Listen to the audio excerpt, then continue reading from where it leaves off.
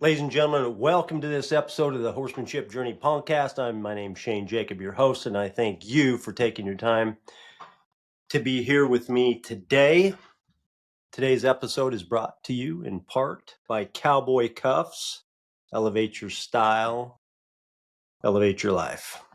The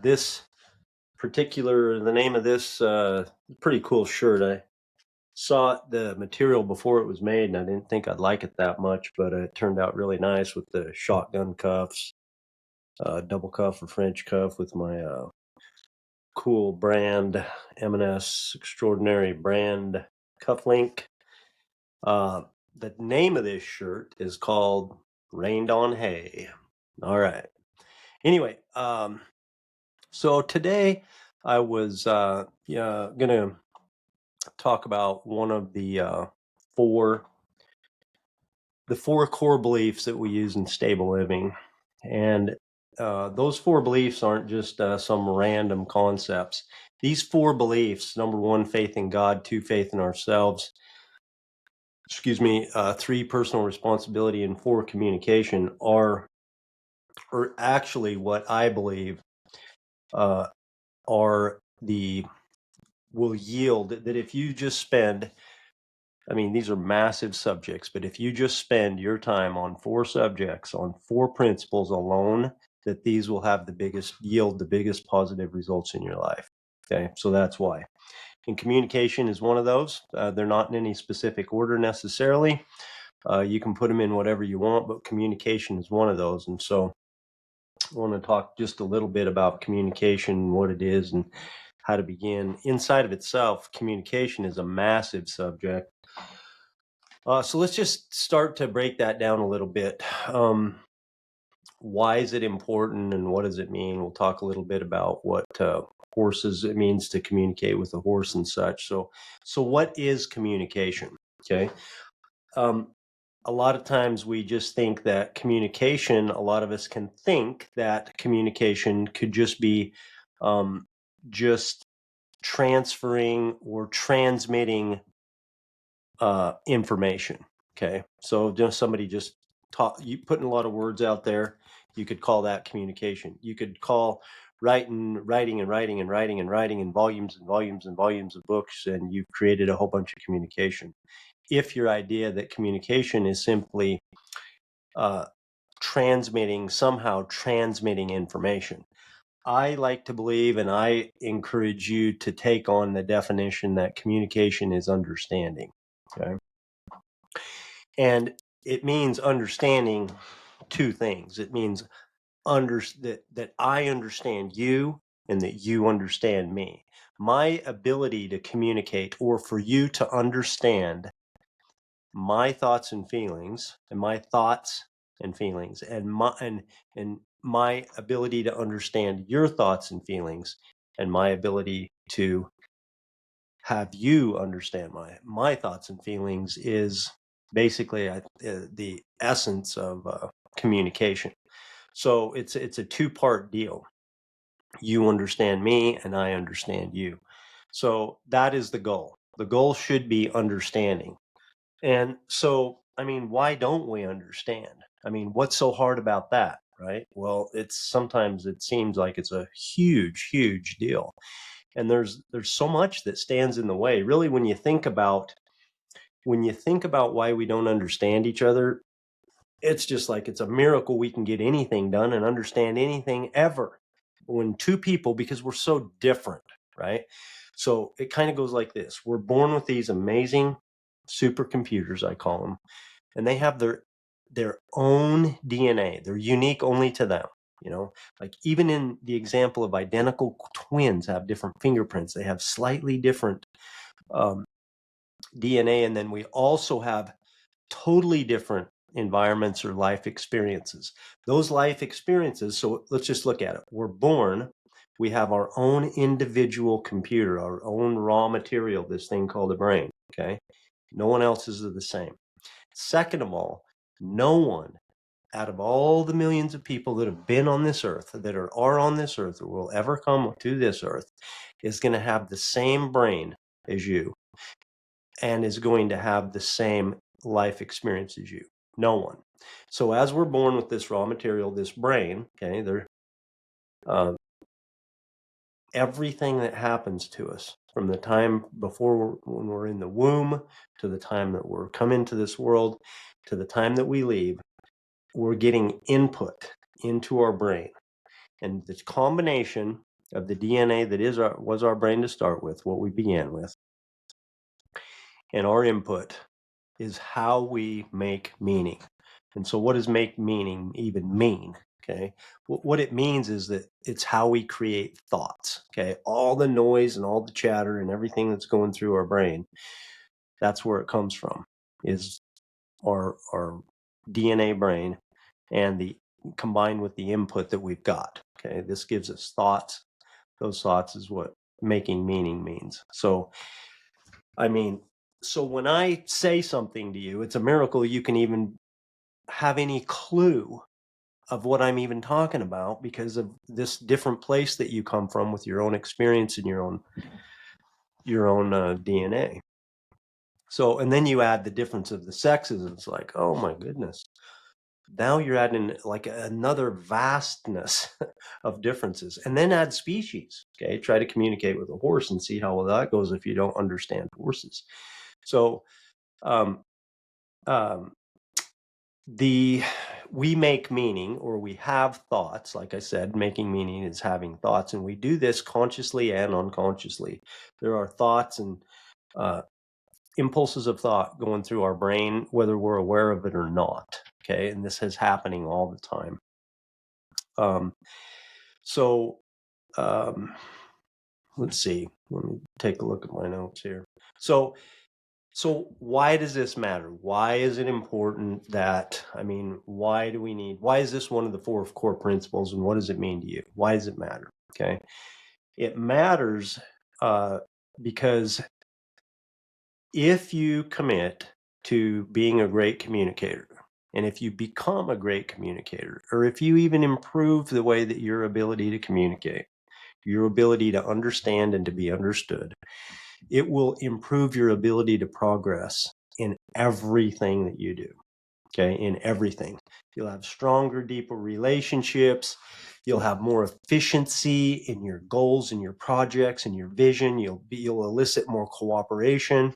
You'll have more intention.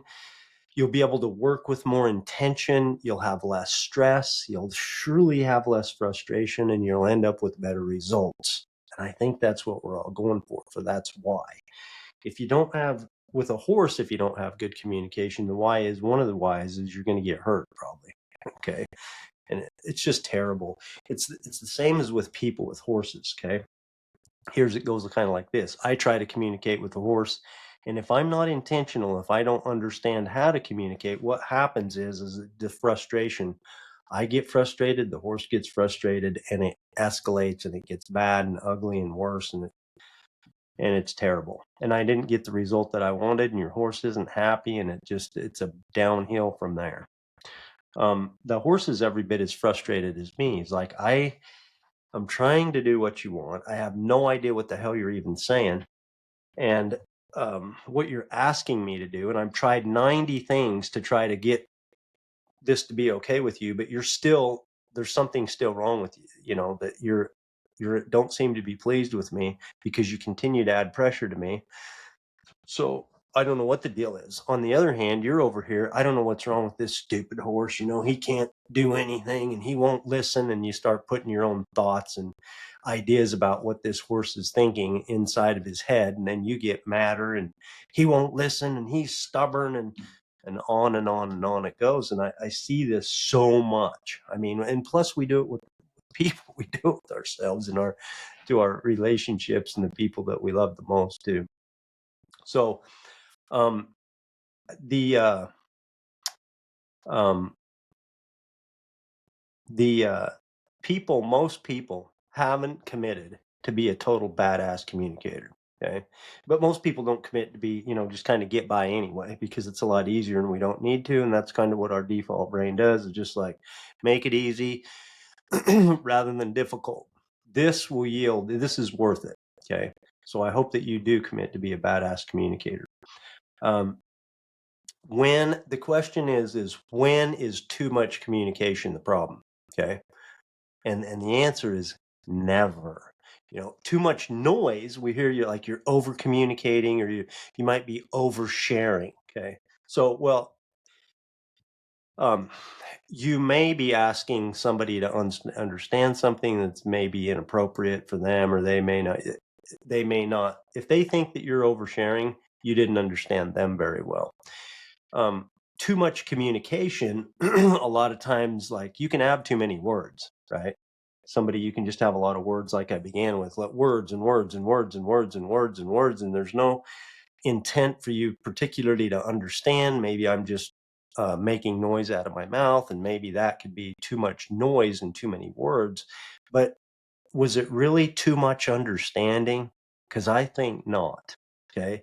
If communication is not just words, if communication is understanding, then there shouldn't be too much ever. I mean, when have you ever said, we just had too much understanding? We understood each other just way too well.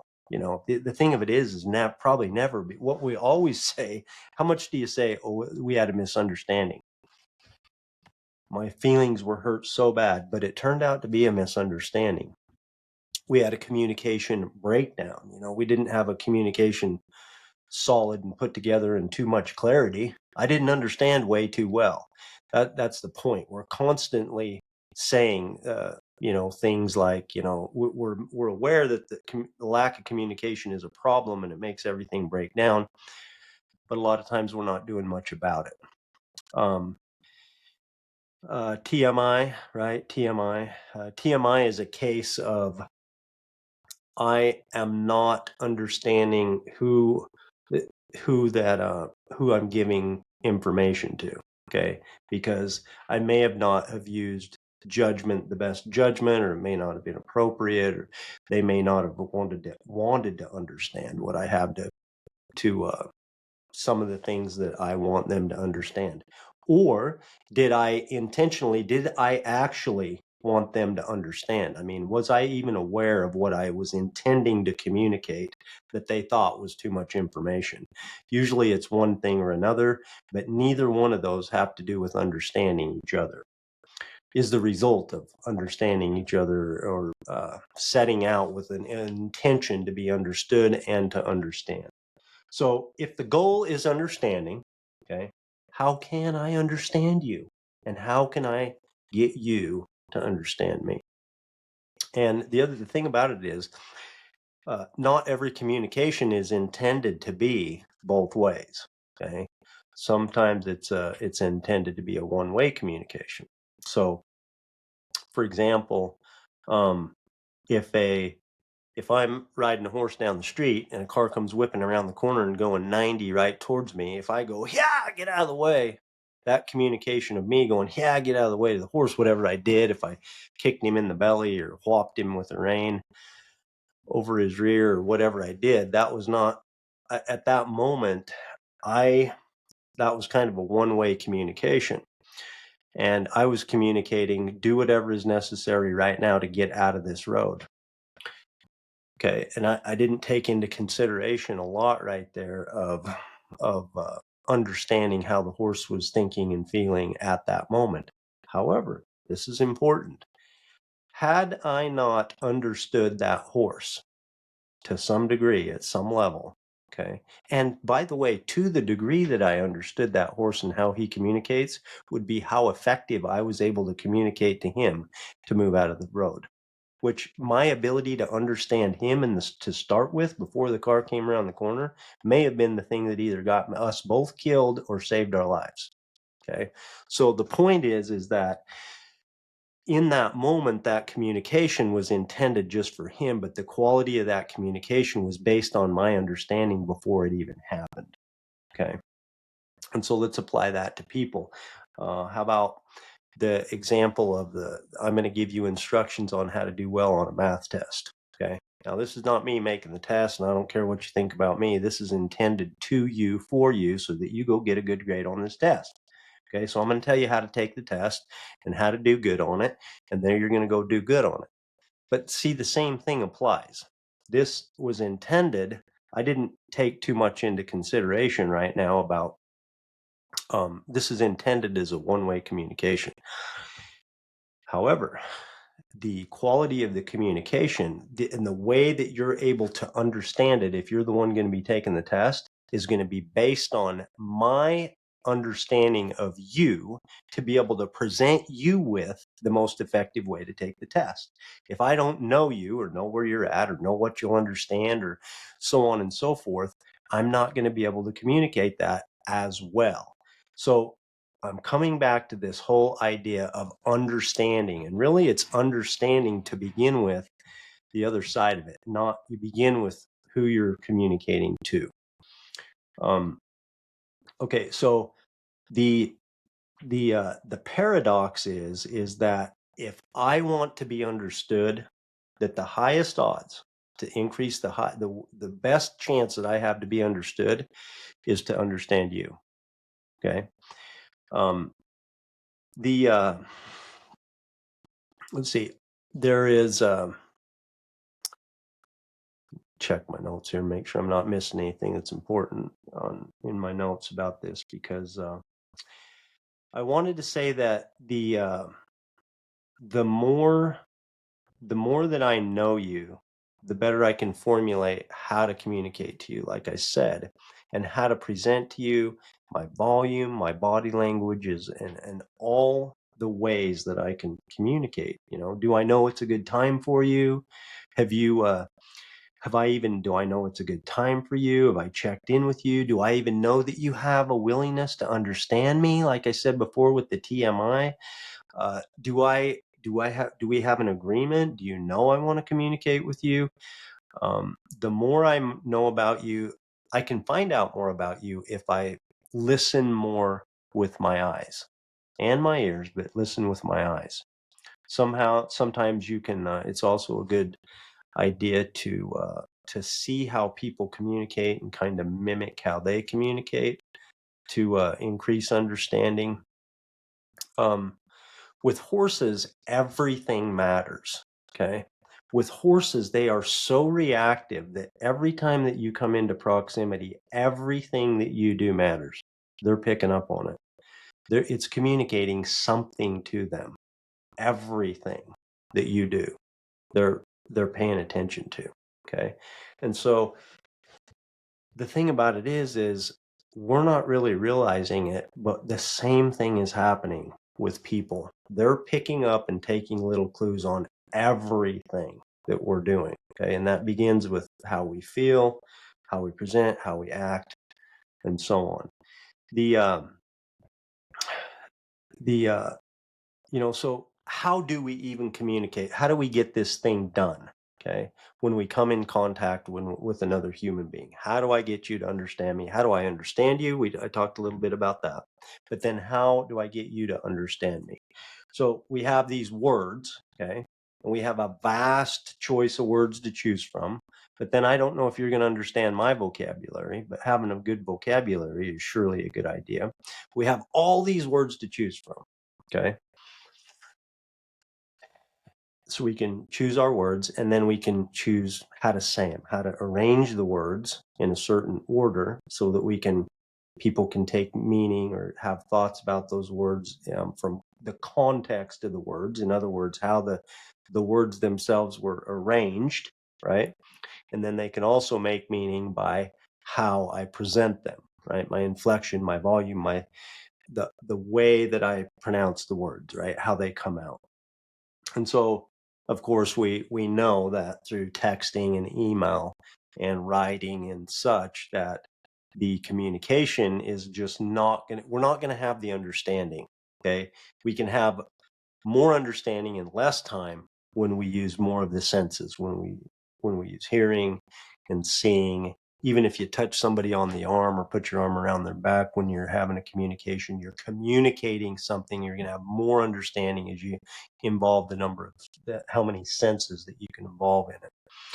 Um, so, excuse me, for like, just for an example, like if I say, well, there's a bird, like how many ways what can that mean?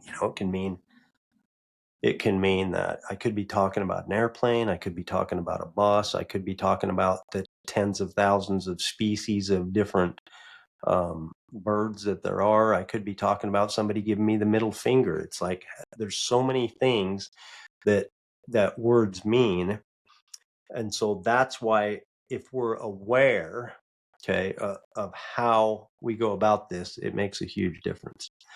Um, so, um, I Julie Goodnight is one of the best horsemen of our time. She's been in the horse industry as a teacher and a trainer for a lot of decades. I had her on the podcast some time back, and she said that one of the two things that she sees the most struggle with people have with horses is miscommunication. What she said was, she said that she finds people that say that, well, what she said is that she ends up teaching awareness of horses more than she teaches horsemanship, because people are just like totally oblivious to what's going on. Okay. And I think a lot of that is because we just don't know. As human beings trying to communicate with horses, we don't know what we're seeing. I mean, we don't know what we can't know. Horses are doing all these subtle, simple cues that mean something. Okay. But unless we know what all those little, like the flick of an ear, or um, I'll I'll read what she said here. Julie Goodnight said she said that horses, they can be quite obvious in their behavior and what they're wanting, whether that's pulling towards a gate or pulling towards a friend or something, and that people just kind of go about their business in an oblivious way. They're stuck on what's going on inside their own head, and they forget to be aware of the horse and its motivations, what its intentions are, and what its emotionality is. And then also being aware of its environment and what's around you is super important to the horse. So that is one of the two most the biggest challenge that we have with horses is first of all just to know, and then to be intentional about being aware of what they're communicating. And I submit to you that the same is true with people. Okay, we're missing the clues, man, because we're not listening and we don't have a habit of doing it, and it's super important. Human beings have a need to be heard. Okay. um, we have a need to be heard. We want to be understood. Why do you think that is? Why do you think it's important for us to be heard? When we feel like, when people take their time to hear us, and when we think that they understand us, we usually have thoughts in our own mind like this: they must think we're important. They value our perspective. Like Joe Caruso said, take time to value people's perspective. We might have thoughts like, we have positive thoughts about ourselves and about the listener when we know that they take time to listen to us and be understood. Positive thoughts equal positive feelings about ourselves and the listener, and positive feelings equal positive actions equal positive results. So if you can buy into this idea that it's a good idea to focus and become a great communicator, to add this to something that is a worthy cause and worth of your time, and to prioritize it, the first steps, one of the first things to do is to just start looking at communication as understanding. Okay. Just simple, make it easy to begin with. Know that it's going to take some effort and it's going to take some time, and just start thinking as communication as understanding. And then seek to understand first. Stephen Covey said, seek to understand, then to be understood. And if you just begin, okay, just to start with, just begin to attempt to listen with your eyes, listen with your ears, and attempt to understand. okay, to have more understanding in everything, every communication, and all the thousands of communications that happen to you each day. If you just take a little time, especially if you're a parent,